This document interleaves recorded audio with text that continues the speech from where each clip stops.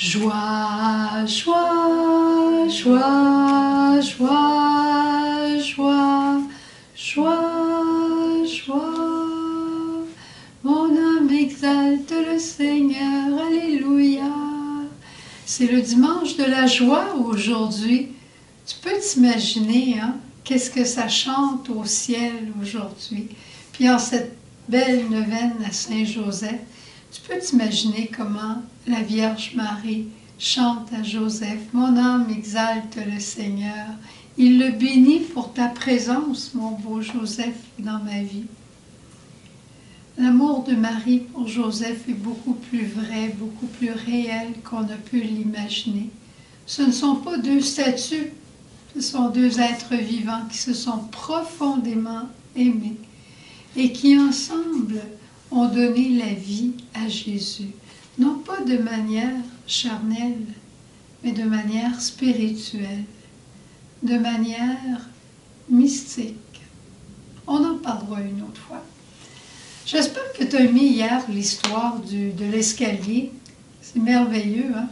Puis chez nous, on continue aussi avec des petites choses, pas des choses grandes comme celle-là, mais on voit les passages de Joseph dans nos journées et on se réjouit. Aujourd'hui, on en est à notre 5e journée de la neuvaine. Et tu sais, le document dont je me sers, c'est le document que je t'ai envoyé en PDF. Je t'ai envoyé ça la veille qu'on commence. Alors, va dans tes courriels, va dans tes supprimés peut-être, mais tu vas le retrouver si tu as besoin, libre à toi. Aujourd'hui, c'est Père dans l'accueil. Voilà le titre qu'on donne à Jésus et ce qu'on veut exploiter. C'est pas nécessairement si facile que ça, mais en même temps, si on peut comprendre ce que Joseph veut nous dire, ça va être merveilleux. L'accueil des événements.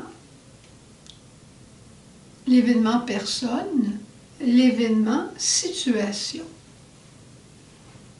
Le grand événement dans la vie de Joseph qui a demandé de l'accueil, ça a été évidemment que Marie se retrouve enceinte par l'œuvre de l'Esprit Saint. Et devant l'événement, on peut le nier ou on peut l'accueillir. L'accueillir, l'assumer et l'intégrer. D'accord? Rappelle-toi de ces 3 mots-là. Accueillir l'événement, l'assumer et l'intégrer. Et c'est ça que Joseph a fait. Sa réaction était d'incompréhension, c'est normal, il ne pouvait pas comprendre. Mais ce n'est pas une incompréhension qui a amené à la déception ou à la révolte. Et pourquoi? Parce qu'il s'est tourné rapidement vers Dieu. Lui aussi, il connaissait le psaume 34 qui dit « Qui regarde vers lui resplendira ». Même dans la douleur, il s'est tourné vers Dieu. Et là, il a consulté son Dieu. Il a consulté, il a réfléchi, il a accueilli cet événement-là. Cet événement-là est une réalité, c'est un fait. Et il va prendre une première décision qui va être de renvoyer en secret Marie avec une peine profonde. Ça, c'est le moment où il assume sa décision. Il assume l'événement. Et voilà que là, Dieu intervient de manière, je dirais, là, vraiment divine. Et ça permet à Joseph d'intégrer cet événement-là dans sa vie d'une manière dont il ne s'attendait surtout pas. Il a accueilli, il a assumé et avec l'aide de Dieu, il s'est réconcilié, il a intégré cet événement-là dans sa vie. Et on connaît les résultats. Joseph, là, c'est pas un homme passif, un homme résigné qui a accueilli ça parce qu'il n'avait pas le choix de faire d'autres choses, mais pas du tout. Il a réagi, il a prié, il a posé des actes. Et on voit Joseph comme ça tout au long de sa vie. Dieu lui dit, attends, je vais te dire l'heure, Joseph. Mais Joseph réagit. On n'a qu'à penser quand il est arrivé à Bethléem. Hein? Il est arrivé à Bethléem, frappe à une porte, frappe à l'autre porte. Personne ne lui ouvre, personne ne l'accueille. Alors lui accueille cet événement-là, d'être en quelque part rejeté de tout le monde, et il l'assume. C'est ça qui est la réalité. Je l'accueille, je l'assume et je dois faire quelque chose.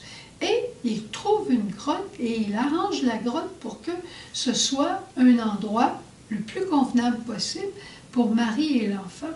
Alors tu vois qu'accueillir les événements, ce n'est pas vivre dans la passivité et dire je l'ai subi, pas du tout. Accueillir, assumer et intégrer. Je te raconte l'autre jour, j'étais au téléphone avec quelqu'un d'Hydro-Québec, bien simplement, et on discutait de quelque chose, puis j'avais à ouvrir mon ordinateur pour qu'on se situe au même endroit. Puis deux fois, ma page a fermé pendant que je parlais parce qu'il y avait un certain délai. Et voilà que j'ai dit à la dame, excusez-moi une minute, ma page vient de se fermer. Alors, elle dit, c'est choquant ça. Je dis, ben non, on va la réouvrir. Alors, je la réouvre, on continue de parler, et encore une fois, arrive un délai, et la page se ferme. Puis je dis, excusez-moi, là, je vais la réouvrir. Elle dit, c'est vraiment embêtant cette affaire-là, il va falloir que je le dise, que les pages se ferment trop. Elle dit, ça vous dérange pas? Ben, j'ai dit, ça ne me dérange pas, c'est pas ce que je préfère, mais je pensais en moi-même accueillir, assumer, intégrer. Alors j'ai dit, ben non, il y a pire que ça dans la vie, hein, vous savez. Alors elle dit, mais vous vous fâchez jamais, vous? Ah, j'ai dit, malheureusement, oui, je me fâche des fois. Mais j'essaye pareil, j'essaye de tout mon être de ne pas trop me fâcher. Puis j'ai dit, vous savez, il y a du bon de ça, hein, parce que dans le fait d'accueillir, assumer, intégrer, c'est qu'on voit Dieu qui tire du bon de ce qui nous apparaissait épouvantable. Puis j'ai dit, vous voyez ce qu'il y a de bon à l'intérieur de ça? On est en train de se parler comme des êtres humains, puis on ne fait pas juste régler des affaires. Elle dit, ah ben ça c'est vrai par exemple. C'est vrai, puis c'est même agréable.